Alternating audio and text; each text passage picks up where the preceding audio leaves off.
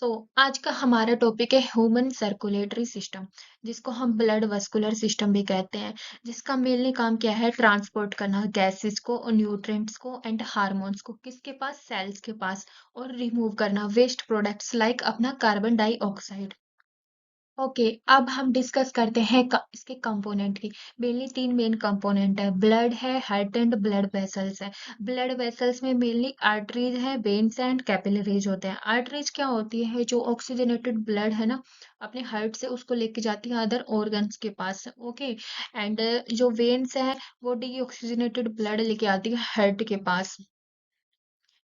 और जैसा कि आप इसमें बीच में देख सकते हो, कैपिलरीज हमारी बिल्कुल थिन होती है और जो आर्टरीज और वेन होती है वो थोड़ी हमारी थिक होती है।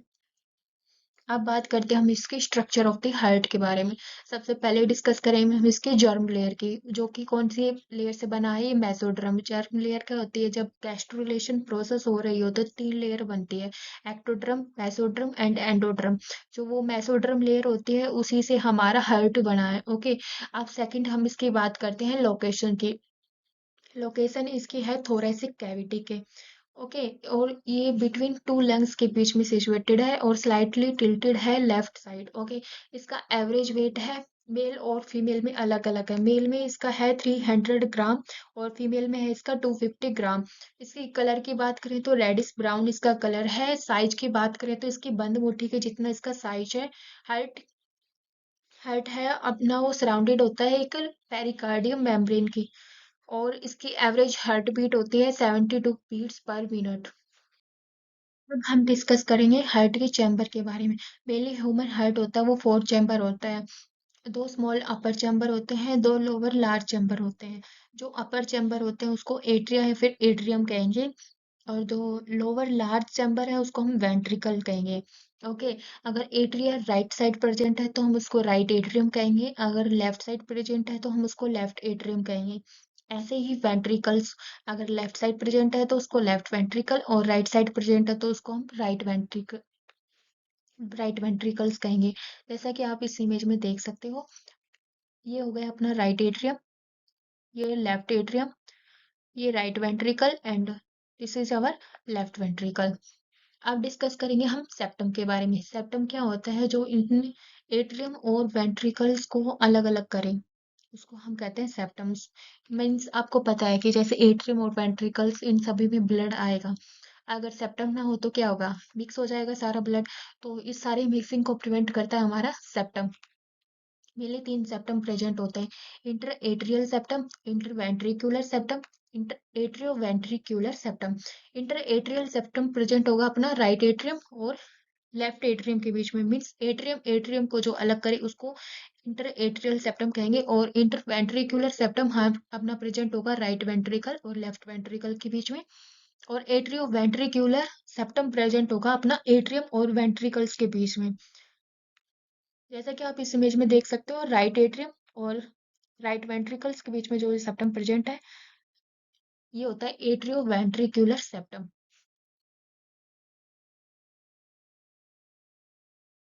अब हम डिस्कस करेंगे हार्ट के वॉल्व के बारे में। वॉल्व मेनली इसलिए प्रेजेंट होती है ताकि ब्लड किसी एक चैम्बर में आ जाए तो वापस से उसी चैम्बर में ना जाए। मीन्स प्रोटेक्ट करता है बैकवर्ड फ्लो को। अब mainly one pair of atrioventricular valve present होती है और एक पेयर होती है सिमिलुनार वॉल्व की।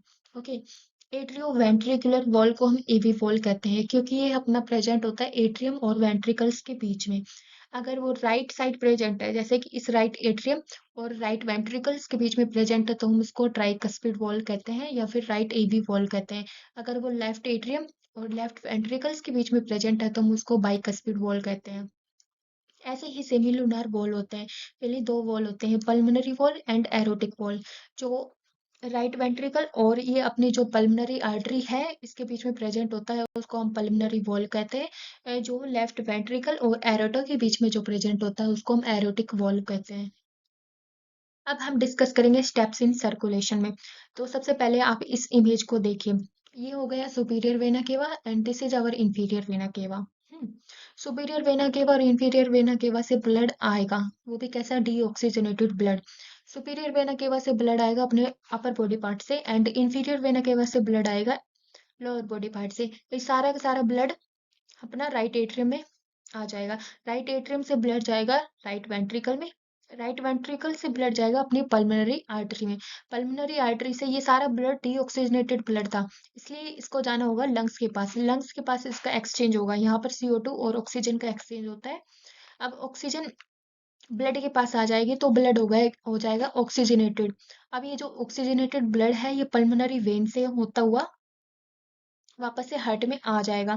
हार्ट के किस चैम्बर में आएगा? सबसे पहले लेफ्ट एट्रियम में। ओके, लेफ्ट एट्रियम से ब्लड जाएगा लेफ्ट वेंट्रिकल में। लेफ्ट वेंट्रिकल से ब्लड जाएगा एरोटा के थ्रू अपने अदर टिश्यू के पास, वहां पर एक्सचेंज होगा अपनी गैसेस का।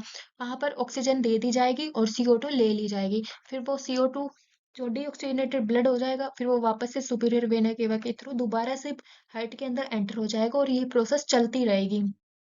जैसे कि आप इस स्टेप्स में देख सकते हो, सबसे पहले वेना केवा के प्लस ब्लड आया, फिर राइट एट्रियम, फिर राइट एवी वॉल ओपन होगा, क्योंकि राइट एट्रियम के बीच में राइट एवी वॉल प्रेजेंट होता है, ये ओपन होगा। फिर राइट वेंट्रिकल में ब्लड आएगा, फिर हमारा पल्मोनरी वॉल ओपन होएगा। पल्मोनरी वॉल ओपन होगा तभी तो पल्मोनरी आर्टरीज के पास ब्लड जाएगा। फिर आर्टरी से आर्ट्रियोल्स, फिर कैपिलरीज ऑफ लंग्स के बीच में इसका एक्सचेंज हो जाएगा, क्योंकि कैपिलरीज ही थिन होती है जहां पर ऑक्सीजन एक्सचेंज होगा। ओके, फिर पल्मोनरी वेन्यूल्स, फिर पल्मोनरी वेन्स, फिर हमारा लेफ्ट एट्रियम के अंदर ब्लड आ जाएगा वापस। कैसा ब्लड होगा ये? ऑक्सीजनेटेड, क्योंकि ऑक्सीजन यहाँ पर एक्सचेंज हो चुकी है। फिर लेफ्ट एवी वॉल ओपन होगा, फिर लेफ्ट वेंट्रिकल में ब्लड आ जाएगा, फिर लेफ्ट वेंट्रिकल से एरोटिक वॉल ओपन होगा। एरोटिक वॉल ओपन होने के बाद में एरोटा से ब्लड आर्टरीज में, आर्ट्रियल्स में और कैपिलरीज में दोबारा से एक्सचेंज हो जाएगा। यहाँ पर अब टिश्यू के पास ऑक्सीजन दे दी जाएगी और CO2 वहां से ले ली जाएगी। फिर वो वेन्यूल्स में आ जाएगा वो ब्लड, फिर वेन से होता हुआ वापस से वो वेना केवा में एंटर कर जाएगा। ये प्रोसेस रिपीटेड रिपीटेड चलती रहती है। अब जैसा कि आप इस इमेज में देख सकते हो, सबसे पहले ब्लड आया अपना इस वेना केवा से होता हुआ राइट एट्रियम में। राइट एट्रियम से ब्लड गया राइट वेंट्रिकल से। राइट वेंट्रिकल से ब्लड गया अपना पल्मोनरी आर्टरी के होता हुआ लंग्स के पास। यहाँ पर कैपिलरीज के थ्रू एक्सचेंज हुआ, फिर ब्लड आ गया पल्मोनरी वेन के पास। पल्मोनरी वेन ने ब्लड दे दिया लेफ्ट एट्रियम को। लेफ्ट एट्रियम ने ब्लड को प्योर की साइड कर दिया लेफ्ट वेंट्रिकल में। लेफ्ट वेंट्रिकल से ब्लड गया अपना डोर्सल एरोटा के थ्रू। एरोटा के थ्रू वो ये बॉडी पार्ट्स के साथ एक्सचेंज हो गया। एक्सचेंज होने के बाद में जो ऑक्सीजनेटेड ब्लड था, इन ऑक्सीजन थी वो दे दी गई, CO2 यहाँ से ले ली गई। अब CO2 की कंपोनेंट हाई होने की वजह से इसमें होगा ये डीऑक्सीजनेटेड ब्लड और ये वापस से वेना केवा के थ्रू होता हुआ राइट एट्रियम राइट वेंट्रिकल करता हुआ ये प्रोसेस चल रही रहेगी। अब डिसऑर्डर ऑफ सर्कुलेटरी सिस्टम के बारे में बात करते हैं तो सबसे पहला होता है हाई ब्लड प्रेशर, जिसको हम हाइपरटेंशन कहते हैं। फिर सेकंड है coronary artery disease, angina, heart failure. अब एक क्वेश्चन आप देख सकते हो, the given figure shows schematic plans of blood circulation in humans with level A to D. Identify the level and give its function. अपने को बताना है कि A B C D ये दे रखे हैं, इनमें आइडेंटिफाई करना है अपन को। सबसे पहले है ऑप्शन ए देखिए, जो सी है वो वेना केवा है। यस, अपना सी वेना केवा है, जो करता है क्या? Takes blood from body parts to right auricle. हाँ, ये ब्लड ब्लड को लेता है बॉडी पार्ट से और ओरिकल में दे देता है, तो सी भी सही स्टेटमेंट। अब डी बी दूसरी स्टेटमेंट देखिए, जो डी ऑप्शन है वो अपना डोर्सल एरोटा है। नहीं भाई, डी तो हमारा पल्मोनरी आर्टरीज है, ये गलत हो गया। फिर सी देखिए, सी ए है अपना पल्मोनरी वेन। भाई पल्मोनरी वेन तो है, टेक इम्प्योर ब्लड, अरे नहीं भाई ये प्योर ब्लड लेते हैं, यहाँ पर ऑक्सीजन युक्त तो ब्लड हो जाता है। फिर D B pulmonary artery, B हमारी पल्मोनरी आर्टरी नहीं है, ये डोर्सल एरोटा है, तो हमारा ए ऑप्शन सही हो गया। ऐसे यहाँ पे एक क्वेश्चन और देख सकते हैं, in the given figure of the heart which of the mark structure, आपको स्ट्रक्चर दे रखे हैं, वन वन ये हो गए, 2 3 4, ये 5 हो गए। तो आपको बताना है किसके पास ऑक्सीजनेटेड ब्लड है। तो अपना 2 के पास तो होगा ही नहीं, क्योंकि यहाँ तो डीऑक्सीजनेटेड। थर्ड के पास भी नहीं होगा। फिफ्थ के पास तो ये पल्मोनरी आर्टरी, इसके पास भी नहीं होगा। तो हमारा ब्लड होगा फोर्थ और 1 के पास, तो ऑप्शन सी इज राइट।